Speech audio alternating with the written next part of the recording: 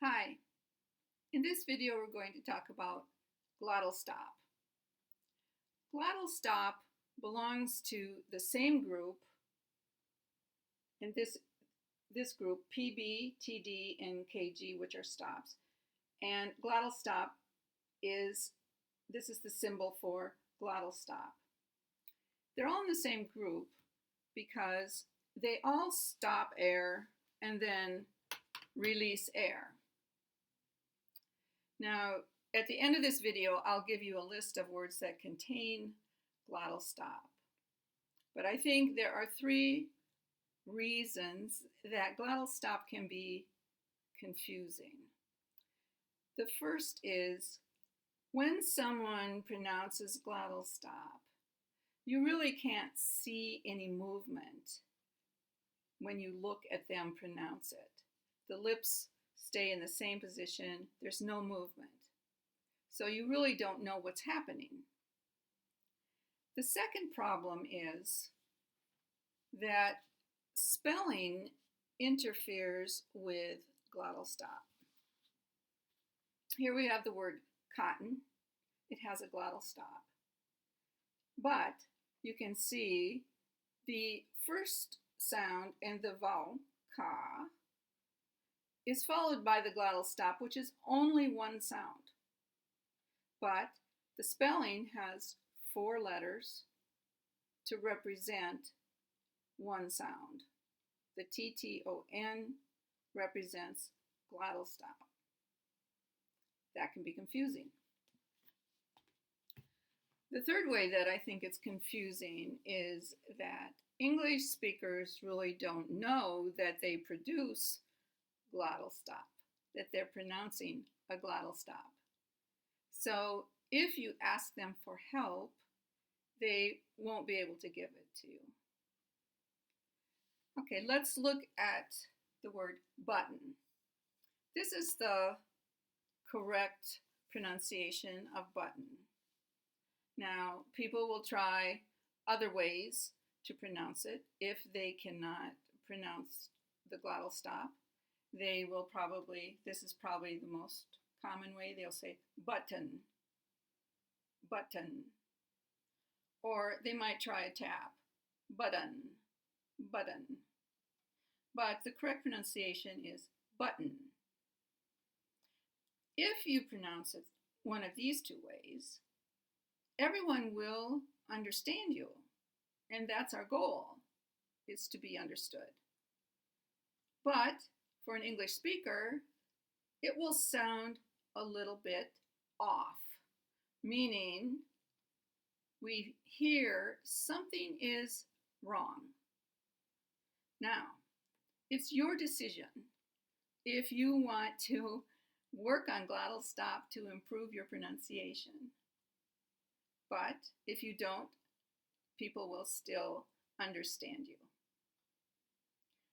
Let's look at how you produce or pronounce the glottal stop.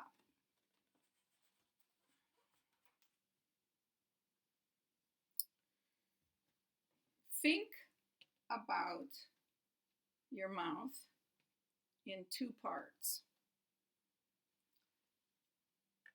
Think about front, where the tongue is, and back, where the throat is. In a glottal stop, we have to stop air. And we're going to stop it back here, way in the back. And this is just like holding your breath, the same way as if you're swimming underwater.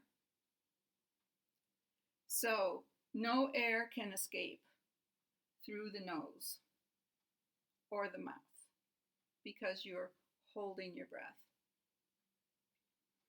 At the same time, your tongue, the same time that you release the air, your tongue is going to come up and block this area between here and here, just like a T. And that way, no air can come out the mouth either. And these 2 things, the release of the air and the release is going to come up through the nose and out the nose. These two things are done at the same time. And when you release the air, you'd have a little push out your nose. And for example, in the word cotton, cotton, the air is all coming out of my nose. So these two things, the release of air and the blocking, your tongue is acting like a door. It's closing the door at the same time that this air is being released out the nose. I think you could do that. Okay, let's look at the list of words with glottal stop.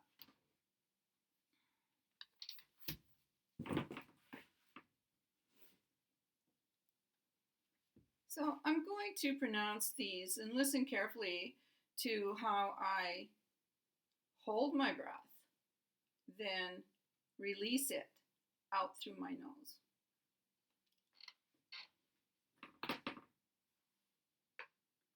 Cotton, button, glutton, kitten, forgotten, bitten, threaten, written, mitten, tighten, gotten, rotten, frighten, beaten, heighten, shorten, sweeten, lighten, eaten, brighten, sentence, mountain, fountain, certain, curtain. So in that pronunciation, I did not move my tongue. My tongue acted to block and stayed in that position, and I did not move my lips or teeth either. So the only thing that is moving is air released through the nose. Okay, thank you for watching my video.